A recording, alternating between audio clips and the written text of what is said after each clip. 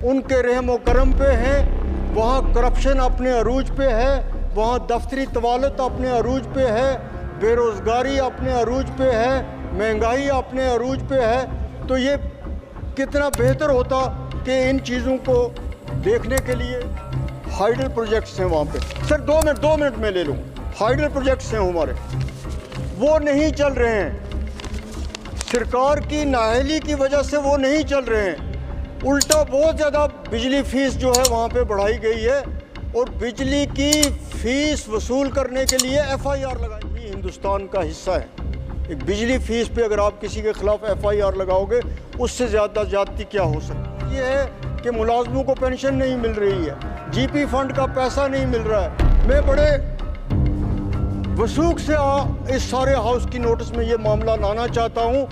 जो वहाँ की असली हालत है वो यहाँ सबको पता लगनी चाहिए। मैं मेंबर पार्लियामेंट हूँ, अगर मुझे इतना किराया रोज़ देना पड़ेगा, आप जो मुझे दे रहे हैं वो तो 1 महीने में 2 महीने में ख़त्म हो जाएगा। और कोई भी एयरलाइंस पे कंट्रोल नहीं। कश्मीर में जिसको अब आप यूटी कहते हैं, लेकिन हम ये मानने के लिए लफ्ज़ से यूटी तैयार नहीं। हम स्टेट की बात करेंगे।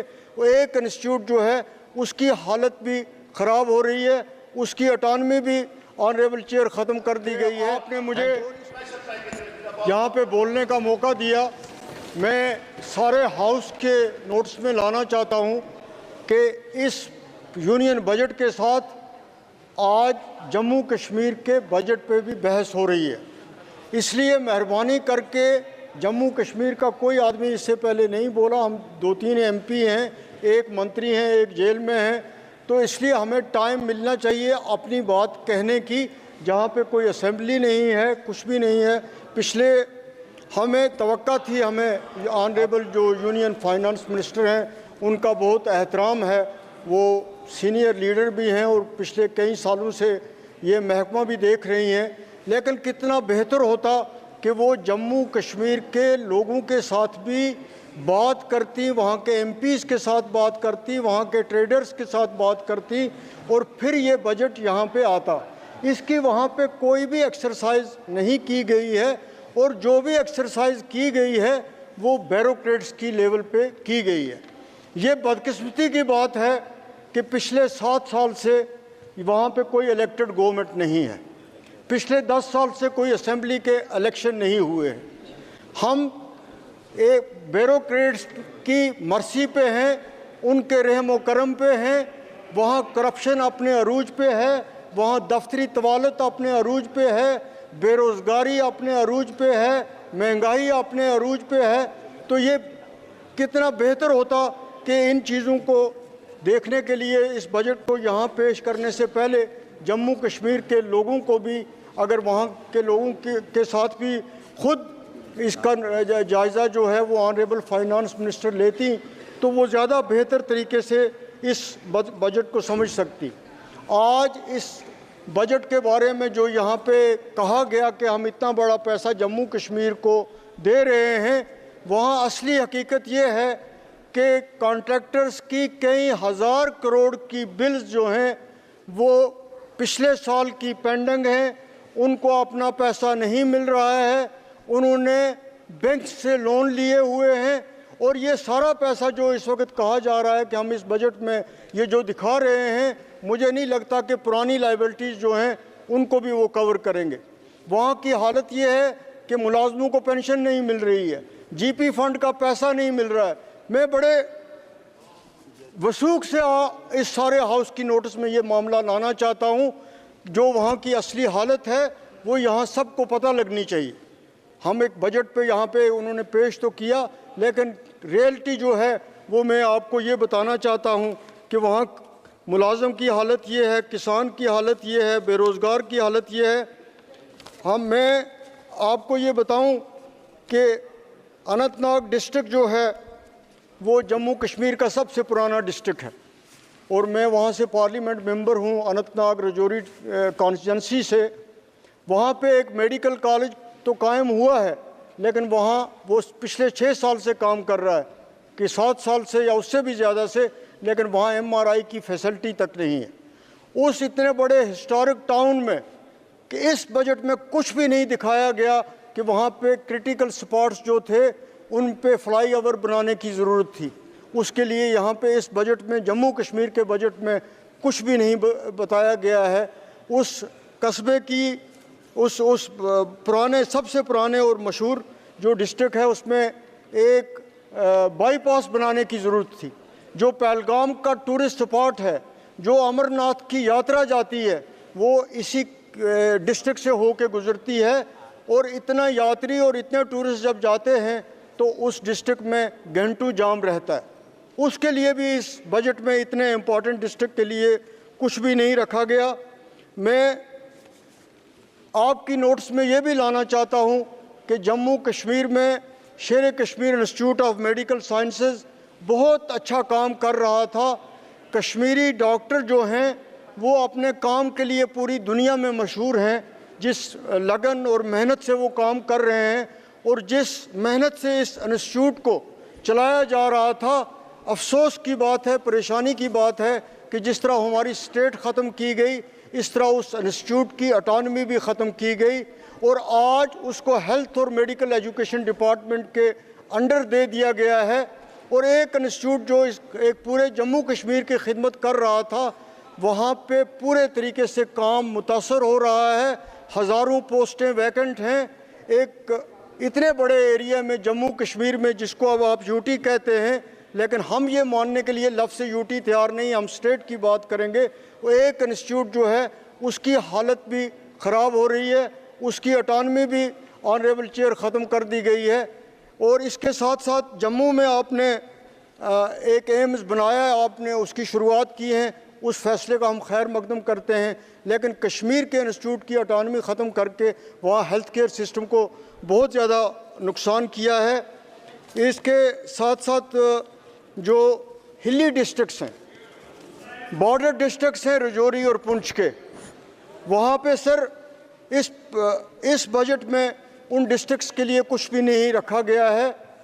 होना ये चाहिए था कि जो ये बॉर्डर डिस्ट्रिक्ट्स हैं, हिली डिस्ट्रिक्ट्स हैं, इनके लिए PMGSY में, PWD में, जल शक्ति में, इन महकमों में ज़्यादा एलोकेशन की जाती। वहाँ सड़क, वो मेरा पार्लियामेंट्री सेगमेंट है, वहाँ इतनी बुरी हालत है सड़कों की, वहाँ उनको हिस्सा नहीं मिल रहा है। स्टेट की जो एलोकेशन हो रही है वो उस बुनियाद पे नहीं हो रही है जहाँ पे ज़रूरत है। मैं तो ये आपसे कहूँगा कि एक हाउस कमेटी बनाइए, देखिए जो वहाँ पे बीकन के प्रोजेक्ट्स हैं, दोनों बॉर्डर डिस्ट्रिक्ट्स हैं रजौरी और पुंछ के। मैं ऑनरेबल डिफेंस मिनिस्टर से भी मिला, मैंने उनको ये भी कहा कि BRO की कारकर्दगी जो है वहाँ पे ना होने के बराबर है। एक 220 किलोमीटर का स्ट्रेच है जम्मू से पुंछ तक का, उसकी बुरी हालत है। तो मैं ऑनरेबल चेयर में आपसे गुजारिश करना चाहता हूँ कि इसी तरह हमारे वहाँ पे कैजुअल लेबर्स हैं, डेली वेजर्स हैं, वो पिछले कई सालों से उनको तनख्वाह नहीं मिल रही है। एक और बड़ा अहम प्रोजेक्ट है, उस पर कोई पेशरफ्त नहीं हो रही है। एक कुलगाम डिस्ट्रिक्ट से रामबन डिस्ट्रिक्ट के साथ, दमाल हांजीपुरा से मोहर के साथ एक सड़क का प्रोजेक्ट था, वो प्रोजेक्ट पिछली सरकार में शुरू हुआ था, उस पर काम बंद पड़ा हुआ है और बहुत ज़्यादा लोग जो हैं वो उस प्रोजेक्ट की वजह से सफ़र कर रहे हैं। कैजुअल लेबर, डेली वेजर्स जो भी हैं, उनको कोई वेज नहीं मिल रहे हैं। इसके साथ साथ एक बात जो है, सुबह मैंने उसके लिए सप्लीमेंट्री पूछने की कोशिश भी की थी कि दिल्ली और श्रीनगर के दरमियान जो हवाई जहाज़ है वो सबसे महंगा है हिंदुस्तान में। अगर वहाँ टूरिस्ट जा रहा है तो उसका मतलब ये नहीं है कि आम आदमी जो है वो ये बेचारा उस पेशेंट है। एक मैं मेंबर पार्लियामेंट हूँ, अगर मुझे इतना किराया रोज़ देना पड़ेगा, आप जो मुझे दे रहे हैं वो तो 1 महीने में 2 महीने में ख़त्म हो जाएगा। और कोई भी एयरलाइंस पे कंट्रोल नहीं है, ख़ास तौर पे जो श्रीनगर और ये रूट है इस पे कोई कंट्रोल नहीं है कि यहाँ पे जो मर्ज़ी है जिस एयरलाइंस की जो किराया वो मुकर्रर करे वो करती है, लेकिन वहाँ पे किसी इंसाफ के साथ काम नहीं लिया जा रहा है।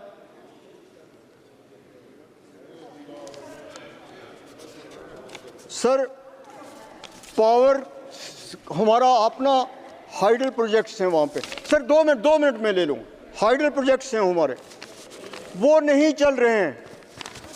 सरकार की नाअहली की वजह से वो नहीं चल रहे हैं। उल्टा बहुत ज़्यादा बिजली फीस जो है वहाँ पे बढ़ाई गई है और बिजली की फ़ीस वसूल करने के लिए FIR लगाए जा रहे हैं। हम एक जमहूरी हिंदुस्तान का हिस्सा हैं। एक बिजली फ़ीस पे अगर आप किसी के ख़िलाफ़ FIR लगाओगे, उससे ज़्यादा ज़्यादती क्या हो सकती है। ट्राइबल्स के बारे में बहुत ज़्यादा कहा जाता है। मैं जो यहाँ पे यूनियन बजट पेश हुआ, मैं भी ट्राइबल कम्युनिटी से बिलोंग करता हूँ। ना उसमें ट्राइबल्स के लिए कुछ है, ना जम्मू कश्मीर के बजट में ट्राइबल्स के लिए कुछ भी कहा गया है। कोई उसके लिए पैसा नहीं रखा गया है और मुझे कोई भी ये नहीं बता सकता है इस सरकार में कि ट्राइबल्स जो हैं उनके लिए क्या हो रहा है। कोई ये हमें बताए कि ट्राइबल का पैसा आया तो कोई 4 किलोमीटर की सड़क बनी क्या, कोई हॉस्पिटल बना उनके लिए, कोई स्कूल उनके लिए बना। लेकिन पब्लिसिटी इतनी दी जा रही है कि दूसरे लोग सोचते हैं कि ट्राइबल्स को बहुत कुछ मिल रहा है, चाहे कंट्री की लेवल पे हो, ख़ास तौर पे स्टेट की लेवल पे। सच तो ये है सर कि जो ट्राइबल, जो गरीब जंगल की ज़मीन में रह रहा था, जिसके लिए ये कहा गया कि ट्राइबल्स को फॉरेस्ट राइट एक्ट में हकूक़ मिलेंगे, उनको वो 5 या 10 मरला या 1 या 2 कनाल ज़मीन जिस पे वो बैठते हैं उसके मलकियत के हकूक़ दिए जाएंगे। 4-4 साल से लोग दरपदर हैं सरकारी दफ्तरों में, उनको कोई भी नहीं पूछ रहा है। उल्टा ये हो रहा है कि जो आप रह रहा था पुराने मकान में, जिसको PMAY के तहत केस सैंक्शन हुआ, उसको आज फॉरेस्ट डिपार्टमेंट बनाने नहीं देता है। वो कहता है कि ये फॉरेस्ट की ज़मीन है और गवर्नमेंट ऑफ इंडिया और वहाँ की गवर्नमेंट कह रही है कि हम ट्राइबल जहाँ बैठे हुए हैं उनको डिस्टर्ब नहीं कर रहे। तो जो PMAY केस लेने वाला बेचारा गरीब है, उसको आज अपने मकान के लिए वहाँ पे ज़मीन नहीं मिल रही है जहाँ पे वो 20 साल से रह रहा है, और जो दावे हो रहे हैं वो उसके बिल्कुल मुख्तलिफ हैं। हम ये चाहते हैं कि जम्मू कश्मीर के साथ जो ये नाइंसाफ़ियाँ हैं, सियासी तौर पे हों, ये एडमिनिस्ट्रेशन के लिहाज से हों, फंड्स के लिहाज से हों, डेवलपमेंट के लिहाज से हों, बेरोज़गारी से के हवाले से हों, ये चीज़ें जो हैं ये दूर होनी चाहिए। हमें तवक्का है कि ऑनरेबल ये फाइनेंस मिनिस्टर जब ये जवाब दें तो ये हमने जो कुछ कहा है, ख़ास तौर पे कॉन्ट्रैक्टर्स हों, बेरोज़गार हों, कैजुअल हों, उनके बारे में जो कुछ कहा है, या बॉर्डर डिस्ट्रिक्ट्स के बारे में कहा है। सबसे अहम बात थी सर, रियासी में रेल पहुंच गई है, कटरा से आगे रियासी है, रियासी से सिर्फ 40 किलोमीटर है रजौरी पुंछ का एरिया, लेकिन इस बजट में रजौरी पुंछ की रेलवे लाइन के मुताबिक कुछ नहीं कहा गया। बहुत बहुत शुक्रिया आपका। प्लीज श्री किरण रेड्डी जी। अनंतनाग में और एक वही, थैंक यू। ठीक है, आप सर एक बार देख लेंगे। For giving me this opportunity. गलत दिया है नेशनल हाईवे, और दूसरा एम्स भी जम्मू कश्मीर के लिए तो हुआ है, वो भी नहीं बोला sir. This is my maiden speech Jammu Kashmir. ठीक सर।